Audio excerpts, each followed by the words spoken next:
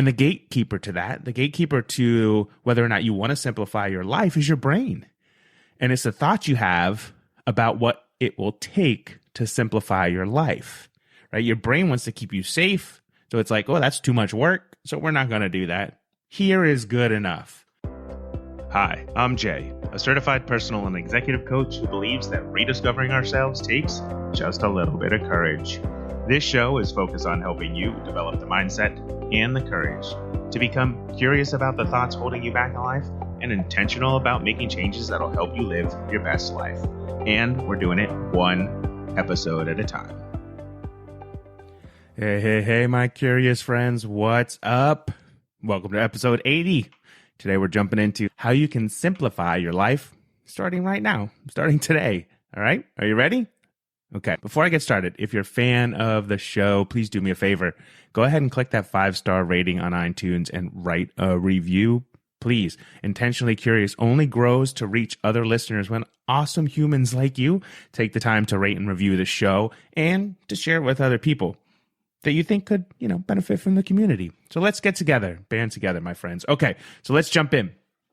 When you think of the words simplify and life, where does your brain go? Does your brain say, yes, please, please, please, let's do this? Or does your brain say to you, like that'll ever happen? You're a hot mess. Your life is a hot mess. Your relationships are a hot mess, and there's nothing you could do about it. Nope. You're going to live a complicated, hot mess of a life forever, right? So let's say that's where our brain goes when we talk about simplifying our life.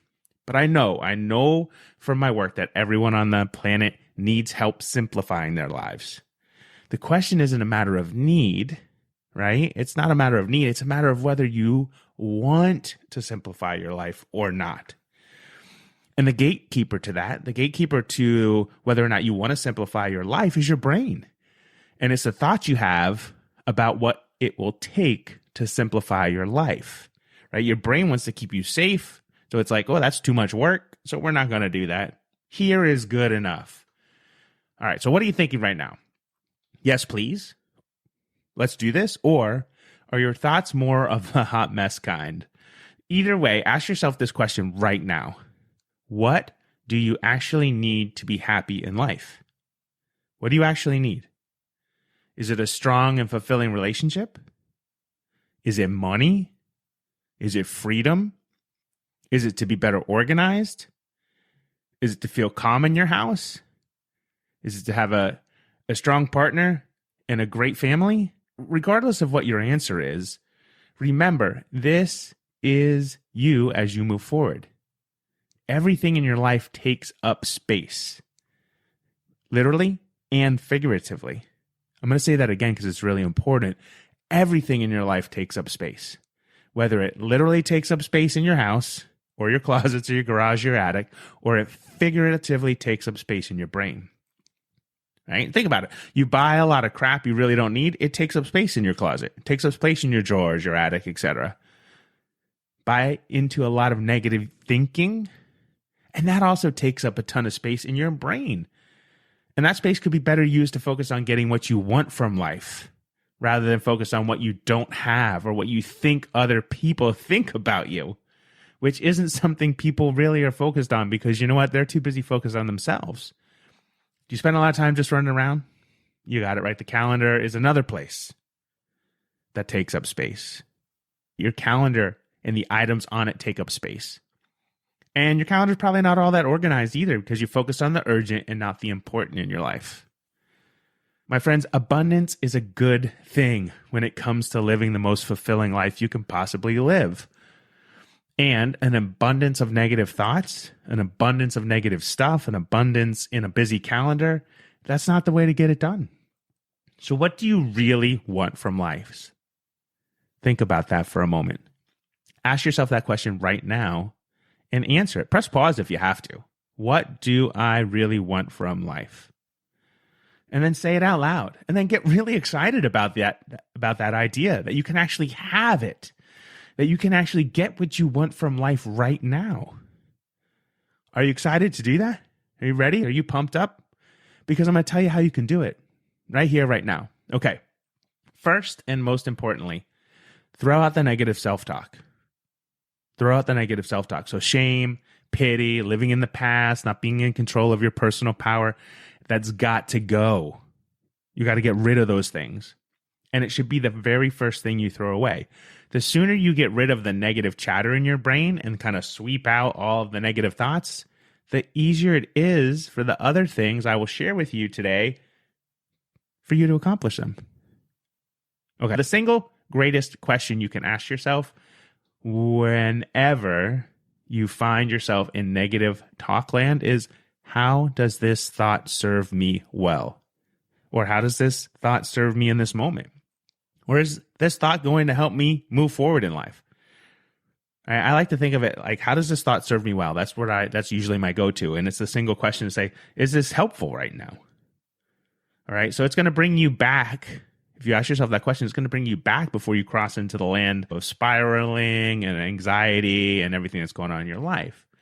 When you start to have those toxic thoughts come up, press pause, literally like a big button, just press pause, take a deep breath and say, how is this thought serving me at this moment? And once you answer that question for yourself, then ask yourself, what is a more positive thought I could have right now? What could help move me forward as opposed to hold me back? Okay, here's an example that might help. It's Friday night after a long week. Dinner is done. The kids are in the bed, and you say to yourself, I deserve some wine. I deserve a glass of wine or a couple of beers or a bourbon. And you know what? I might deserve some ice cream or cake or cookies, whatever it may be. Knowing full well that by deserve, you really mean you're probably going to finish that bottle of wine. You're probably going to have too many beers. You're probably going to have a half a bottle of bourbon. You're probably going to polish off that Ben and Jerry's or half the cake or way too many cookies. Whatever it is in that moment, if you ask yourself, how is that thought serving me well right now? What comes up for you? Now ask yourself what would be a more positive thought to have. What comes up? What comes up? In my experience with the work that I've done, the work that I do with my clients, a more positive thought is not, I deserve this. By the way, using the word deserve with any bad habit is kind of the kiss of death for breaking that habit. So if that's something you want to get out of, when you say I deserve, we're going to step away from that. But right now, if you say, I want one glass of wine and one cookie, by changing your thought from deserving to wanting and giving a limit, it removes the inevitability of the shame you'll feel later Friday night or definitely on Saturday morning when you're hungover or your stomach is in shambles because you overindulged. When you take control of your behavior and put limits on it, you remove the negative self-talk that comes from the shame you will feel when you have overindulged because you believe you deserve it. As opposed to, in this moment, I want this, and I only want one of it. Okay, second, cut out the people in your life that are not on board with the person you want to become. Whenever you want to make a change in your life, whenever you want to better yourself, that's going to be uncomfortable for you because you're going to make change, and you're going to, if you're listening for a long time listener, or you follow other things that I do, it's going to take time to get there, and you're going to sacrifice things, and that's okay, right? You're making a commitment to be improving yourself. And when you start to do those things, it's going to become uncomfortable for other people as well. And so I fully believe you're the person you are because of the 5 people you spend the most time with. So if you want to level up your life, if you want to simplify it, cut out the toxic people in your life. All right, the thought here is similar to the one you use to clean up your thinking, but instead of a thought, you'll say a person. So how does having this person in my life serve me well? And if you find yourself getting lost in thoughts about needing someone or that you don't want to be alone, they're my only friend, those thoughts don't serve you well. Let that sink in, right? How does this person serve me well in my life? If there are people in your life who are toxic, they don't serve you well, period. They don't. You have to set boundaries with the people around you, especially if they're people that never take personal responsibility for their lives. People who are negative, people who blame everyone else but themselves for the state of their life, because you're going to become a person who does take responsibility, right? You're going to take personal responsibility for yourself. And there's no room in your luggage for those people on your journey of simplifying your life who don't do the same thing. You're going to get a over baggage fee on the journey of life. Okay, so we're going to cut those people out. Third is taking control of your calendar. Time is the greatest gift anyone has on this planet. So when you are not in control of your time, you're giving up your personal power. Because time is the one resource you can never create more of in your life. Do you waste time complaining? Do you waste time thumbing through social? Do you just kind of hang out waiting for someone or something to give you what you want in your life? Life should not be about being busy and just waiting for time to pass until the next day or the next month or the next year. You need to think hard about the activities in your life that waste time and do not bring you joy. So cut them out. Cut them out right now. You can do that starting today. Start scheduling things into your life that matter. Schedule a course. Make time to learn something new. Go out of your way to meet new people. Go watch the sunrise. Go watch the sunset. Be in the moment every day. I find that when I schedule time to focus on being more than just doing life, life becomes simple. Now, does it mean you shouldn't take action in your personal and professional life? No, not at all. It means you shouldn't focus only on doing, because being is what restores you. And it makes time for your brain to learn. Right? Being allows you to grow and to be thoughtful and creative. Number 4, and this possibly is my personal favorite, is declutter your home. Do you know how awesome it feels to be outside on a spring day with the sun in your face, or on or near the water, or to go for a walk in nature? All of those things feel good because we are drawn to the peacefulness of nature. And when you declutter your home, you create that same peace because your environment always 100% affects your physical, emotional well-being. So if your house is messy, right, that's going to affect you physically and emotionally. Have you ever spent lots of time looking for something in your house? What about kind of sighing every time you open your closet because it's just crammed full of stuff? Here's where too much stuff and junk zaps the physical resources of your home. Nature feels calming because there's a rhythm to it, and having a clean, organized home will do the same for you. Now, the truth is, the fewer things you have, the less you have to keep up with. And that alone is freeing, making your life more simple. And I'm not saying you shouldn't get overwhelmed here, right? Start small. Start small. Pick one room, one closet, one drawer, and work on it a little at a time. What haven't you used in forever? What no longer brings you joy? And then ask yourself, do I really need this in my life? And things are just like people and thoughts. Like if they're not serving you well, they've got to go. All right. And finally, number 5.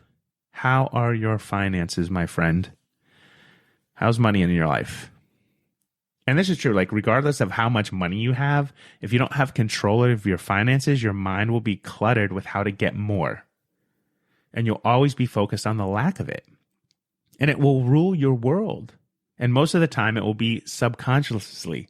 So not having control of your finances creates mental clutter. It creates physical clutter because you're buying crap you don't need. Time clutter because you'll waste time worrying about your finances. And it all creates toxicity in relationships because most couples do not have control of their finances. And this can cause huge problems. So in hindsight, taking control of your money should be number 1 on your journey to simplify your life, because not having control bleeds over into the other 4 areas of your life I talked about today in this episode. Now, the final step to simplifying your life is to start small. Go slow to go fast, my friends. Go slow to go fast. Because trying to tackle all of the clutter in your life, trying to tackle what's going on in your brain, trying to tackle what's going on physically around you, trying to tackle time and money and people, that can be overwhelming. The mindset here is to ask yourself, what is one thing I can subtract from my life today? Right now. What's one thing today? Think about it. Press pause if you have to. I'm a big believer in pressing pause and thinking. All right. But what is one thing you could subtract from your life today to clear out some mental space, to tighten up your calendar? And remember, less truly is more. What's one thing you can commit to today to clean up in your life? One thing. Do you have it in your head? Great. Now head over to jasonramsden.com/episode 80 and drop in the comments what you're going to get rid of in your life today. Simply by making a comment, you're making a commitment to yourself, and you're having me join you as your accountability partner. So if you need to, again, stop this episode, go there right now, jasonramsden.com/episode 80, and I'll personally respond to your comments and support you on your journey to simplifying your life. All right, my friends, that's a wrap on this week's episode.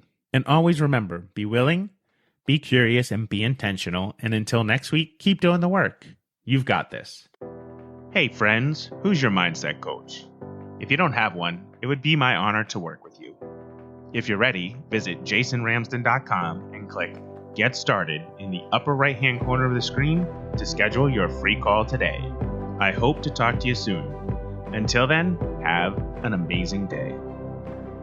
Intentionally Curious is a production of Impact One Media LLC. All rights reserved.